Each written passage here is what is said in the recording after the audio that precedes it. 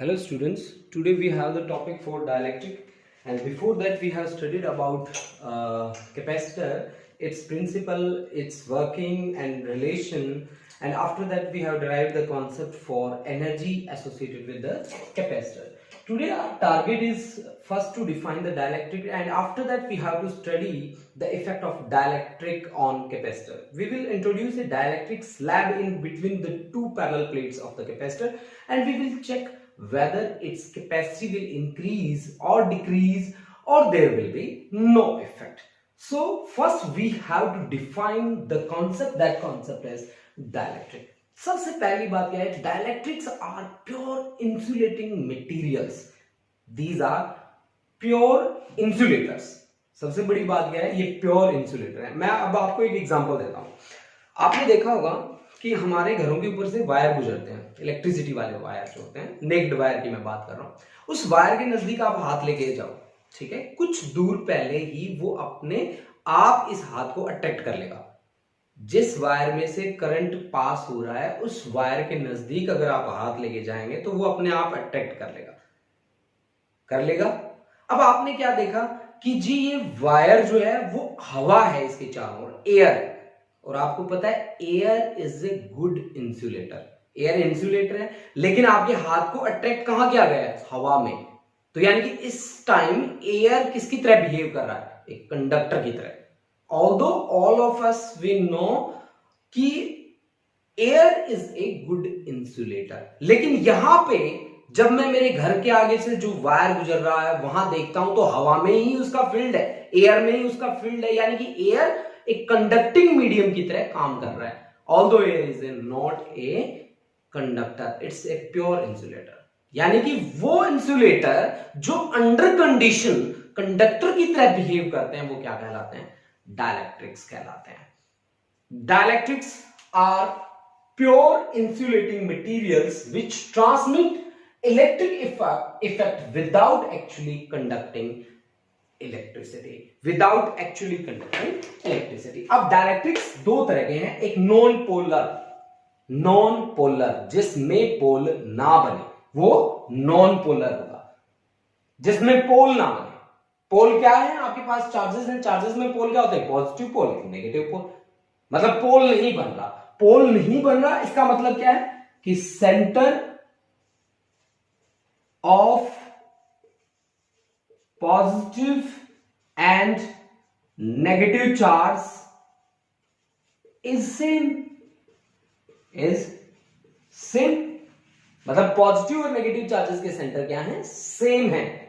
यहां पे पॉजिटिव और नेगेटिव चार्ज के बीच कोई दूरी नहीं है, सेपरेशन नहीं है, तो फिर ऐसे क्या कहलाते हैं, नॉन पोलर कहलाते हैं. इसके एग्जांपल्स हैं हमारे पास, हाइड्रोजन है, नाइट्रोजन है, ऑक्सीजन, कार्बन डाइऑक्साइड और बेंजीन. जैसे कि यहां पे मैंने कुछ एक डायग्राम की हेल्प से इनको प्रेजेंट किया है. ये है आपके पास नॉन पोलर डाइलेक्ट्रिक. अगर मैं पोलर की बात करता हूं तो यहां पे क्या बनते हैं, पोल्स बनते हैं. और पोल कब बनेंगे, पॉजिटिव और नेगेटिव पोल कब बनेंगे, जब centre of positive charge does not coincides with the centre of negative charge. यहां पे centre of positive charge does not coincides with negative charge. यानी कि यहां पॉजिटिव चार्ज का सेंटर है, मान लीजिए यहां पे, और नेगेटिव चार्ज का सेंटर यहां पे है, तो यहां क्या बन गया, दो पोल बन गए. यानी कि यहां पे क्या बनेगा, हर सिचुएशन में डाइपोल एग्जिस्ट करेगा. इनके एग्जांपल्स हैं, वाटर है, अल्कोहल है, NH3 है, HCl है. These are the best examples of polar dielectrics. Now students, we will define dielectric polarization. Now students, we have dielectric polarization. I will place a dielectric in uniform electric field, and after that the behavior will change. How it will change, let's see. कि एक मेरे पास मैंने लिया सबसे पहले एक non polar dielectric. अब non polar है तो पॉजिटिव एंड नेगेटिव चार्जेस के सेंटर क्या करते हैं, कॉइंसाइड करते हैं, मिलते हैं भाई. नॉन पोलर मतलब पोल नहीं है, नॉन पोलर का मतलब है पोल्स नहीं है, ठीक है. There are no poles, non polar means pole नहीं है। अब ना नॉन पोलर हमारे पास है डाइलेक्ट्रिक, उसको हमने रखा है यूनिफॉर्म इलेक्ट्रिक फील्ड में। This is the uniform electric field. We have two charge plate. One is positively charged, another is negatively charged, and this is the direction of electric field. That is applied electric field. Applied electric field. I have represented it by E naught. E naught. Okay, students. अब ये देखिए यहाँ पे जो molecules हैं, non polar जो molecules हैं, dielectric के molecules हैं, वो इधर उधर randomly oriented है। जैसे हमने फील्ड अप्लाई किया, ये पॉजिटिव चार्ज नेगेटिव को अट्रैक्ट करेगा और पॉजिटिव को क्या करेगा, रिपेल करेगा। Means negative charge is attracted towards and positive charge is repelled away from the positive charge, this positively charge road. Similarly here this is the negatively charge road, negatively charge road. This negative charge will attract the positive, repel the negative. यानी कि इस तरह से ये negative charge इस corner पे इकट्ठा होगा, पॉजिटिव चार्ज उस कॉर्नर पे इकट्ठा हो जाएगा। अब जो यहां पे इसके कॉर्नर्स पे यहां जो इंड्यूस हुआ है charge, only that charge will show the effect, while this charge, this is inside the net charge, this net charge is 0. That is, effective is only the negative charge which is bound to this positive and this positive which is bound to this negative. And we have applied the electric field. This is the direction of applied electric field E naught. And here inside the dielectric, some field will induce. This is EP. This is induced electric field. Induced electric field. Students, एक simple सी बात मैं आपको बताता हूं कि पहले आपके पास था पॉजिटिव और नेगेटिव चार्ज दोनों थे ऐसे इकट्ठे। आपने इलेक्ट्रिक फील्ड अप्लाई किया in the direction of electric field, along the direction of electric field कौन जाएगा, कौन जाएगा, पॉजिटिव चार्ज जाएगा। इधर पॉजिटिव चार्ज गया, ठीक है, और नेगेटिव चार्ज अपोजिट जाता है इलेक्ट्रिक फील्ड के, तो दोनों के बीच में क्या बन गई, कुछ दूरियां बन गई। पॉजिटिव और नेगेटिव चार्ज के बीच कुछ एक दूरियां बन गई, और यही दूरियां इलेक्ट्रिक डाइपोल मोमेंट बनाती हैं। इलेक्ट्रिक डाइपोल मोमेंट बनाती हैं। मेरी बात क्लियर है? ठीक है, यानी कि यहां पे डाइपोल मोमेंट बना है किसके कारण, इलेक्ट्रिक फील्ड के कारण। उसको मैंने क्या कहा है, induced dipole moment, and that induced dipole moment is directly proportional to this is permittivity of free space we have used here. For free space I am talking about a particular medium. I will also talk but later I will talk about a given medium, and this is directly proportional to applied electric field. ठीक है, applied electric field, this is E I have taken, this is electric field intensity, electric field here I have consider this is applied electric field, हमने कितना apply किया, E naught. Okay guys, E naught, then this is P is equal to proportionality का sign हटाएंगे, constant से multiply करेंगे, that constant is alpha. Alpha is constant of proportionality and known as electric polarizability. Now my target is first to check the dimensions of alpha, and after that I will talk about induced dipole moment for a single particle, for n particle system, and after that we will introduce the concept of dielectric constant. Okay students, first we talk about the alpha. Alpha is P upon epsilon naught into E naught. Okay, epsilon naught into E naught. Okay student, now I want to check the dimensions of alpha, that is P upon epsilon naught into E naught. P is dipole moment. Dipole moment is charge multiplied by length divided by epsilon naught. Now I want to check the dimension formula for epsilon naught. As I know, F is equal to Q1 Q2 divide by 4 pi epsilon naught into r square. From here 4 pi epsilon naught into r square into f is equal to q1 q2. So epsilon naught is q1 q2 divided by 4 pi r square into f. Put the value of epsilon naught. q1 q2. q1 is charge into charge divide by 4 pi is dimensionless, r square means length का power 2, r square into f. F is force. Multiply by electric field is force divided by charge. The remaining dimensions is of length का cube, that is its unit of alpha. Unit of alpha is meter cube. Unit of alpha is meter cube. Unit of alpha is meter cube.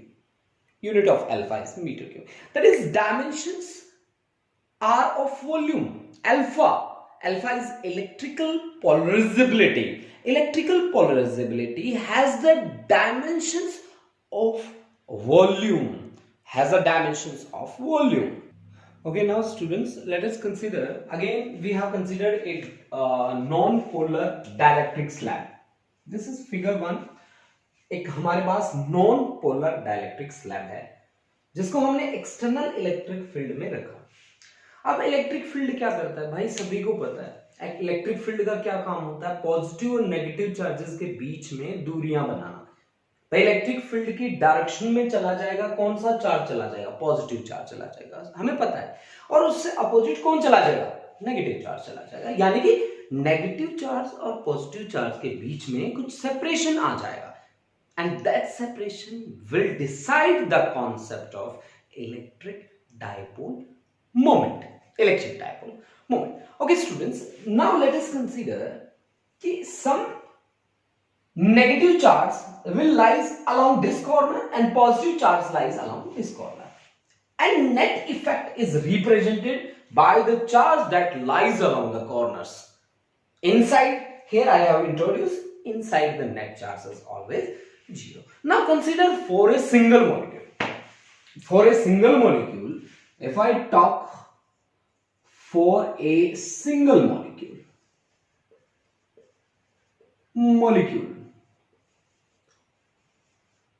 net dipole moment, अगर एक molecule के positive और negative charge में separation आया है x, then dipole moment is q into x. q plus q और minus q. Magnitude of charge आपको लेना होता है q into x. Let n be number of molecules per unit volume.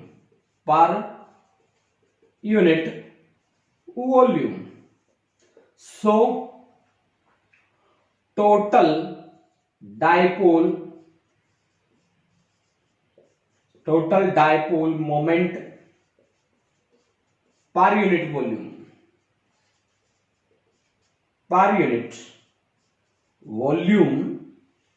total dipole moment per unit volume becomes equal to nqx. Total dipole moment per unit volume, this is dipole moment density, and that has the dimension q. Number of atom per unit volume means 1 upon meter का cube. Charge is coulomb and this is meter. This is coulomb per meter square. Coulomb per meter square has the dimensions. And coulomb per meter square dimension तो किसी और का भी होता है ना, charge per unit area. That's the surface charge density ना.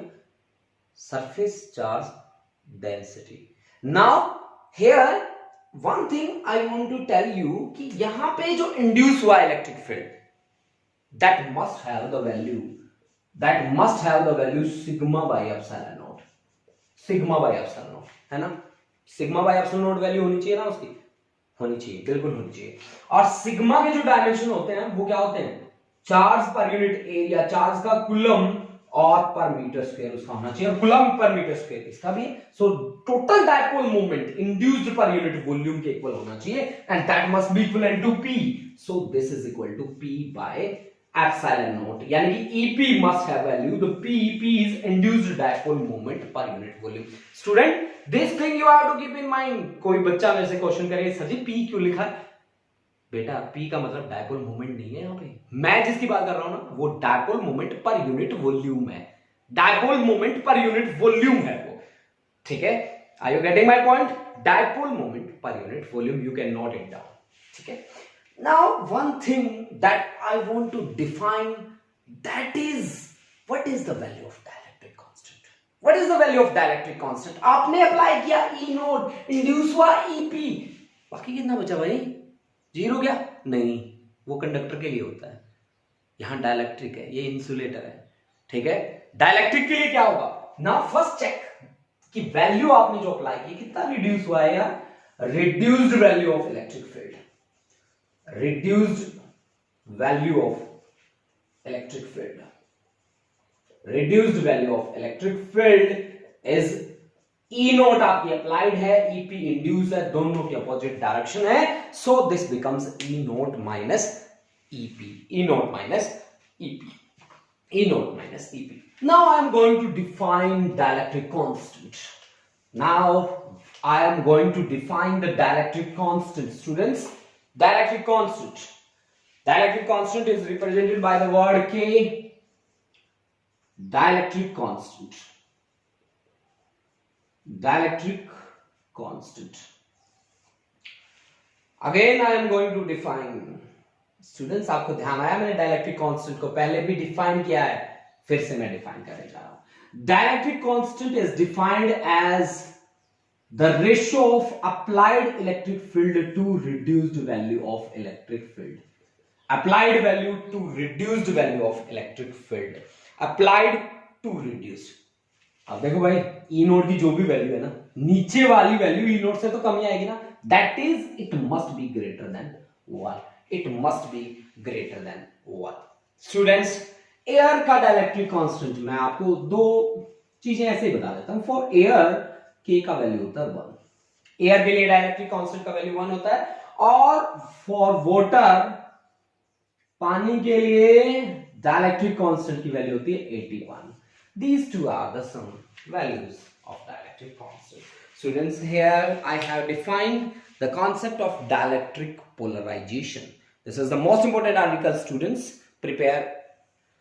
And next we will move to the article that is effect of dielectric slab and effect of conducting slab. Thank you, students.